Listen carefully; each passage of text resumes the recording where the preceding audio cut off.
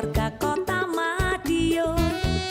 Ojo lali teko neng TPS 27 November 2024 demi suksesnya pilkada serentak untuk kemajuan Kota Madiun. Ojo dadi golput mengko akhire jlepot, sing dadi pemimpin dudu karepmu. Ayo rame-rame padha nyoblos, yen ora nyoblos ya ora jos. Pilih wali kota lan wakile.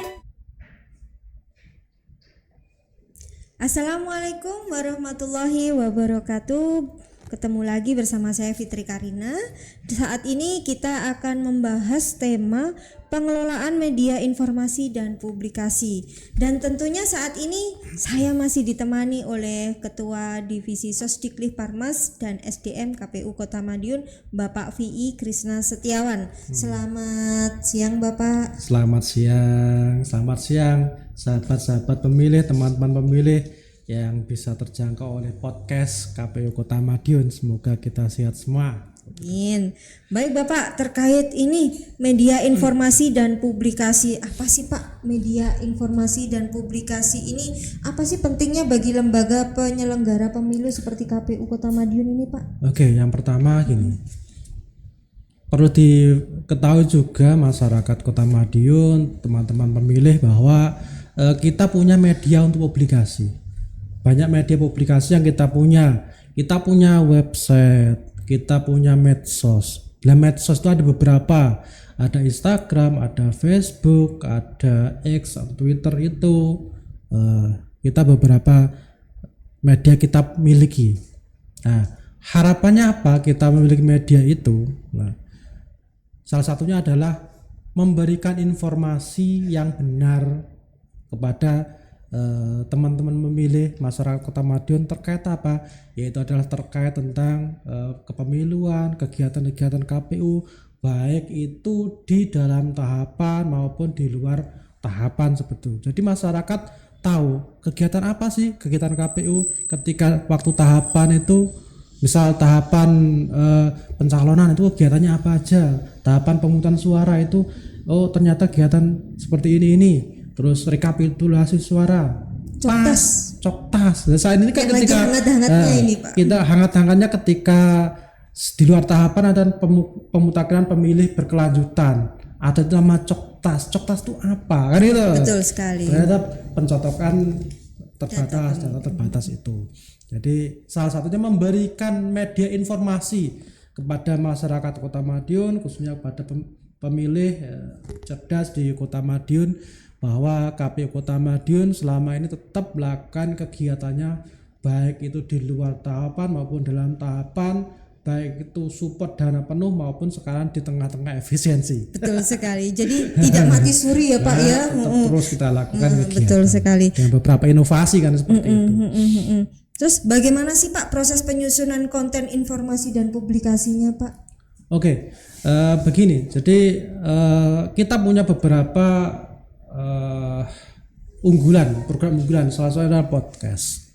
Jadi podcast itu adalah satu program nasional yang juga kita lakukan. Siapa yang bisa mengisi podcastnya itu adalah bisa beberapa pimpinan di KPU Kota Madiun, baik itu komisioner maupun sekretaris, subak, itu nanti bisa menyampaikan informasi terkait tupoksi kerja divisi masing-masing seperti itu.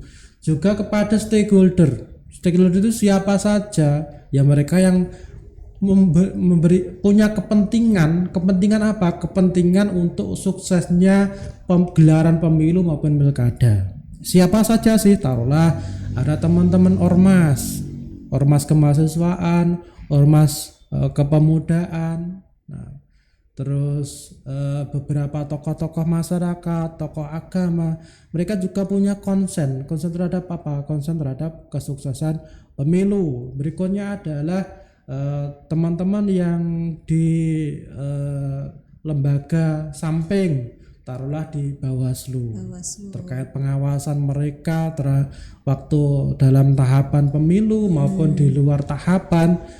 Mereka juga sering kok ngisi podcast KPU Kota Madiun. Teman dekat ya Pak ya.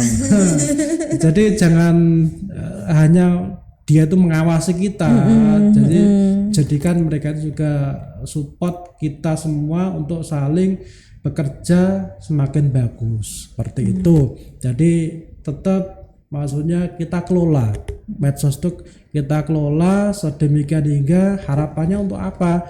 Untuk masyarakat paham, tahu kegiatan-kegiatan KPU. Tanpa dikelola itu nggak bisa. Jadi harus ada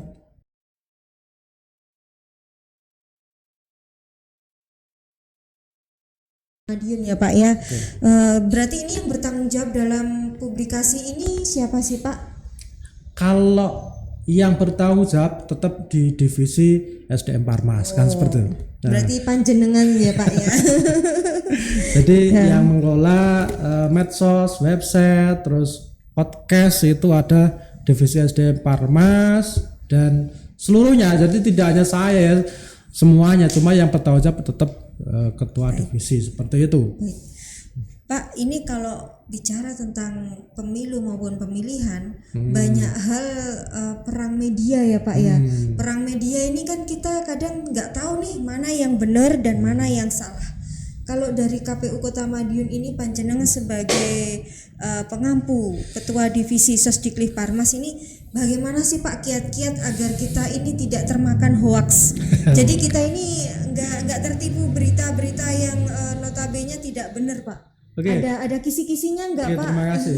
Jadi gini, seringkali ketika kita mengisi sosialisasi kepada teman-teman pemilih atau baik itu tatap muka langsung, kita KPU Go to School, KPU kampus terkait penangkal berita hoax dan sebagainya. Yang pertama itu kita selalu menyampaikan bahasa saring dulu sebelum sharing. Oh, saring dulu sebelum sharing. Wah, ini kosakata baru ini Pak ya. Tak simpan nanti ini Pak. Jadi setiap kali kita kunjungan ke sekolah maupun kampus, baik itu kita lewat podcast, kita di LPPL, Suara Madiun maupun RRI, kita kadang ketika bagaimana menangkal hoax, salah satu pertama adalah saring dulu berita itu sebelum kita sharing. Karena jempolmu itu menentukan segalanya kan gitu. Iya, Jangan jempolmu sampai harimaumu ya jangan Pak sampai ya. jempolmu nanti salah.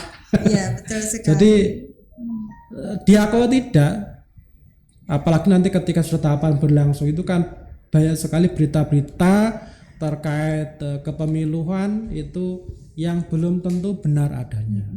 Terus yang dipercaya ini siapa ya Pak? Nah, betul. kan gitu. Yang pertama gini, KPU Kota Madiun punya namanya media sosial kan seperti itu. Media sosialnya apa kan gitu. Saya sampaikan sebelumnya di episode sebelumnya kita punya FB, punya Instagram, punya X, medsos di website kita juga punya. Kita mulai website dan sebagainya. Itu adalah media-media yang terpercaya kan Ya, bisa karena itu dipertanggungjawabkan iya ya, Pak, karena ya. itu langsung dari sumbernya. Dan terus pertanyaan bagaimana dengan media-media lain kan seperti itu. Di segmen sebelumnya kan saya juga menyampaikan juga bahwa KPU Kota Madiun itu bekerja sama dengan teman-teman media, Teman-teman wartawan. teman-teman wartawan. Bahkan kita kemarin juga menjalin MOU dengan teman-teman media, baik itu media PWI kan kemarin juga PWI, media cetak, terus media elektronik dan sebagainya kita melakukan MOU. Nah, harapannya apa? Nanti mereka itu juga sebagai duplikat berita. Jadi dia juga bisa menduplikasi berita dari kegiatan-kegiatan KPU Kota Madiun, bisa menyebarluaskan seperti itu.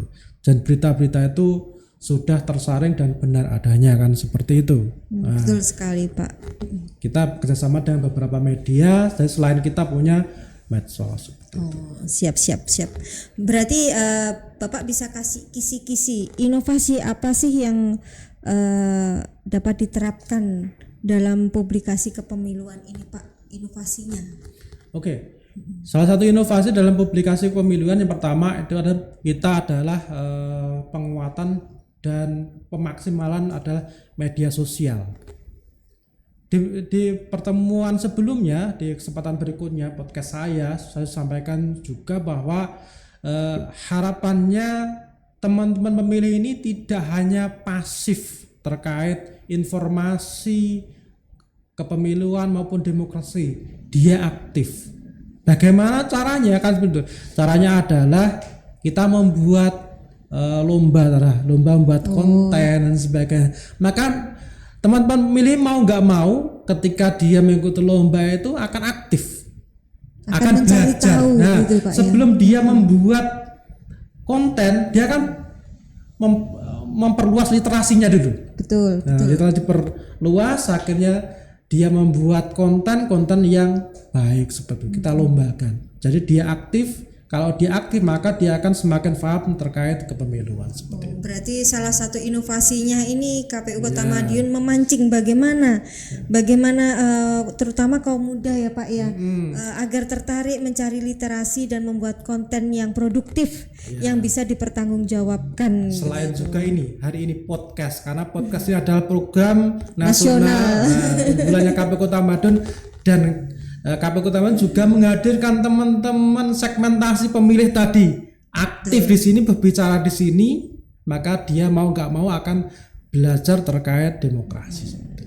Seperti podcast yang sebelumnya ya Pak ya, sudah pernah kita datangkan dari akademisi, dari kaum marginal, dari pemilih pemula, pemilih muda dan betul sebagainya. Sekali.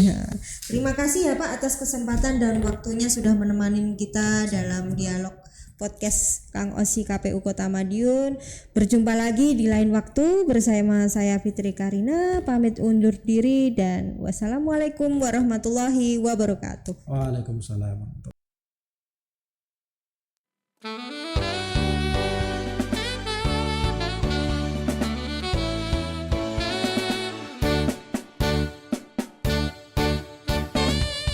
Ayo kabeh warga Kota Madiun, ojo lali teko neng TPS 27 November 2024, demi suksesnya pilkada serentak untuk kemajuan Kota Madiun.